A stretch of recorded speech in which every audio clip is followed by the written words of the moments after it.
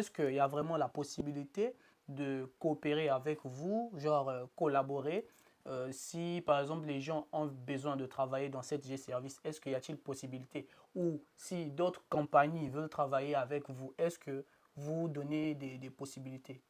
En économie, vous savez, je suis un économiste, je suis un doctorant de ce côté-là. En économie, on dit toujours qu'on écoute d'abord. L'écoute attentive et agréable. Je suis toujours ouvert à l'écoute.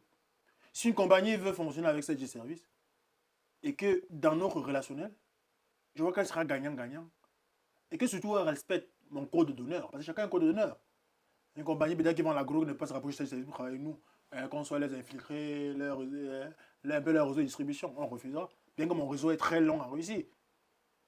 Donc si ça va avec mes valeurs, si ce qu'ils font va avec mes valeurs et que ça sera gagnant-gagnant, il n'y a pas de problème. Je suis ouvert. Je vais étudier les business plans. Parce qu'une chose, c'est qu'une compagnie n'est pas venue chez moi devant moi à la bouche. Et beaucoup sont venus à la bouche, je les ai repoussés, peut-être c'est pour ça que je pose la question. En réalité, c'est que le problème, c'est que lorsque quelqu'un vient vers vous, il vient parler juste comme ça, il vous explique comme ça, comme ça, comme ça. Vous comprenez qu'il a vraiment passé la tête. Il n'a pas eu le temps de développer. Il est venu vous dire, et là, je ne prends pas ça au sérieux. Mais si vous venez avec un business plan, comme un jeune qui est venu, qui j'ai d'ailleurs donné service colis, c'est lui qui gère généralement le directeur de service colis. C'est lui qui gère le responsable de service colis. Quand il vient avec un business plan cohérent, je vais prendre ça ou je vais envoyer ça ou ici ça va coûter comme ça, vous allez me choquer. Je vais te dire, mais voilà, ça prend. Tu finis, tu donnes sur mon pourcentage. Parce que tout est clair. Hein? Tout est clair. Mais si vous venez, vous parlez seulement à la bouche, c'est forcément qu'on ne vous écoute pas, on le prend au sérieux. Donc, je vous dis que si vous voulez quelque chose, même pas si c'est assez de service ou partout, soyez juste cohérent. Quand je suis allé à la télé pour travailler, je me suis préparé d'avoir 4 mois à l'avance. Et j'ai travaillé dur comme jamais. Pour que je ne peux pas quitter là-bas. Pour que je quitte quand je veux. Et je quitte quand je voulais. C'est ça la vie en fait. Travailler dur, rester focus sur ce qu'on veut. Avant, dernière question. Euh, Quel genre de directeur êtes-vous? Quel genre de directeur je suis? Bon, mes employés me reprochent beaucoup souvent d'être un directeur lassiste en fait.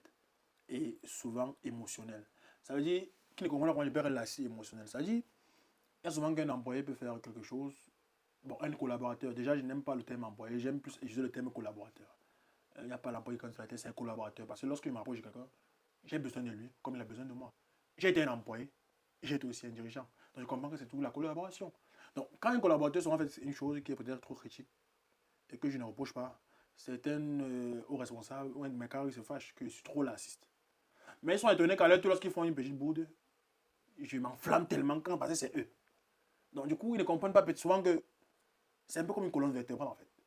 C'est-à-dire, il y a les os plus solides qui doivent arrêter bien le corps, et d'autres qui sont remplaçables, ou d'autres qui le sont.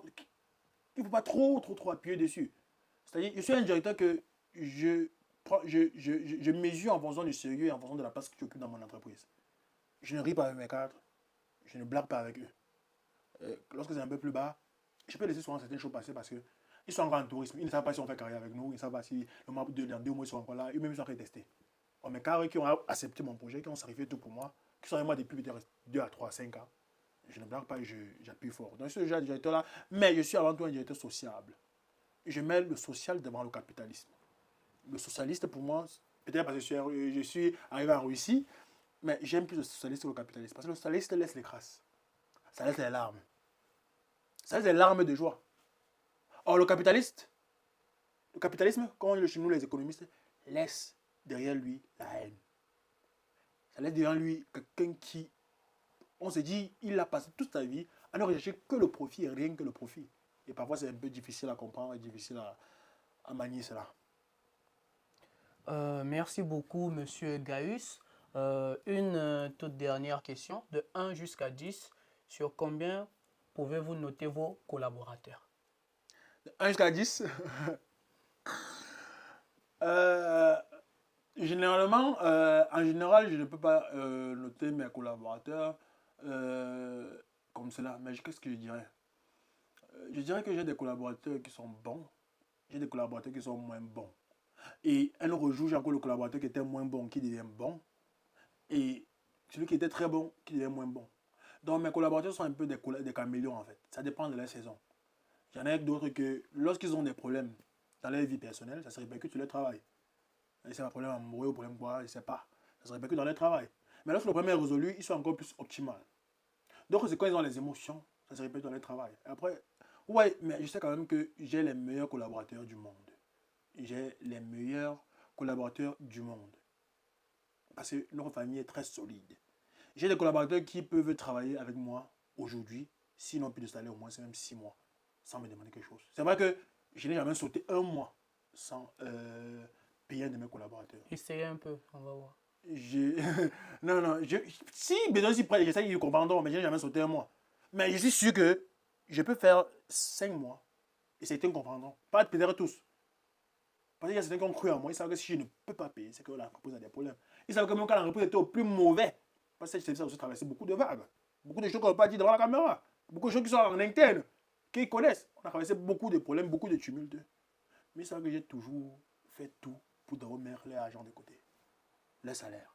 Car je sais que beaucoup, ils sont l'espoir de toute une famille. Donc c'est un peu cela que je compte mes collaborateurs. Et je profite même de cette émission pour vraiment leur dire merci beaucoup à tous mes collaborateurs du côté du Cameroun. Je ne vais pas m'aventurer à citer les noms pour oublier, mais merci beaucoup à tous mes collaborateurs du côté du Cameroun. Merci beaucoup à tous mes collaborateurs du côté de Moscou, à toutes mes filles, à toutes celles-là qui ont sacrifié beaucoup pour moi. Merci beaucoup à mes leaders, à mes gars sûrs du côté des transports, du côté des colis, du côté du marketing, du côté de l'informatique. Tous, merci à vous, toute la famille. Je ne dois pas citer personne. Parce que si c'est le nom de quelqu'un, j'oublie, on va me rappeler que j'avais oublié. Et je ne dois pas m'aventurer dans cela. Merci à tout le monde. La famille du Congo, merci. Et Côte d'Ivoire, vraiment merci à toi. Cette fille-là, qui est médecin du côté de la Côte d'Ivoire, qui m'a beaucoup soutenu, qui est aussi une de mes collaborateurs, c'est elle qui m'a ouvert la route même de l'Afrique de l'Ouest. Vraiment merci, elle a un cœur en or. Elle se reconnaîtra directement. Le jour quand même sur ça, elle va m'écrire pour me dire qu'elle a suivi. Elle vient même d'être diplômée en Russie, en médecine du côté du Royal. Elle m'a beaucoup soutenu, elle m'a beaucoup aidé.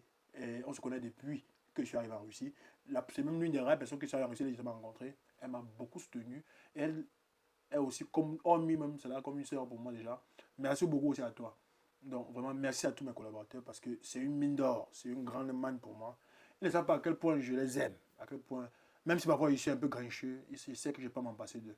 Et ça me remplit beaucoup de joie, ça me remplit vraiment le cœur. Merci beaucoup, Monsieur Gaius, directeur de la 7G Service. Et chers téléspectateurs, merci à vous de toujours jeter l'œil sur RSTV, notre chaîne, comme l'avait dit Gaius, c'est pas une chaîne congolaise, c'est plutôt une chaîne basée en Russie. On a des projets sur ça. Et c'est Russian Social TV. Nous avons pour but de parler de la vie des Africains en Russie ou encore faire connaître la Russie à l'Afrique qui n'est peut-être pas connue. Et nous pouvons vous montrer par le passage de mon frère Gaius ici, avec moi, que quelqu'un peut grandir et évoluer en Russie. Il suffit de travailler. À mon tour alors. Merci beaucoup. Comme j'avais envie de dire pour aussi conclure, le plus important en Russie, c'est d'éviter 3 choses. Éviter les mauvaises conseillers, les tueurs de rêve. On viendra, on vous dira que vous ne pouvez pas. On viendra, on vous dira que c'est impossible. À vous de croire, à vous de boire ou à vous de ne pas croire. Avoir le mental d'un résistant. Le mental, c'est la base. La capacité que possède un homme à danser sur la pluie, même lorsque tout va mal. C'est ça le mental. Soyez forts, n'abandonnez jamais. Battez-vous. Nous, on a travaillé nuit et jour pour pouvoir s'en sortir. On a travaillé nuit, on était à l'école en journée pour pouvoir payer l'école. On a tout fait. On a travaillé ce qu'on n'avait plus les doigts. Je ne sais pas si, peut-être dans le montage, M. Christian pourrait de certaines photos, mais on a eu des situations vraiment très difficiles. Mais on est là. On est debout. Pas où on veut être, ou pas où la plupart sont, les grands. Mais on est où on a plus faim quand même. On a plus mal au ventre. Ce qui laisse au moment au cerveau le temps de pouvoir réfléchir à un lendemain meilleur. Alors, croyez en vous, croyez en vos rêves, où que vous soyez sur la terre, vous pouvez le faire. Et n'oubliez jamais que l'unique personne qui vous accompagne tout au long de votre vie, c'est vous et personne d'autre. Alors, faites-vous plaisir en premier. Faites ce qui vous semble juste en premier pour partir comme un grand et avec honneur. Merci, Monsieur Gaius. Ça a été très philosophique et merci pour vos conseils. Et chers téléspectateurs, Merci encore une seconde fois et merci pour tout, pour votre soutien.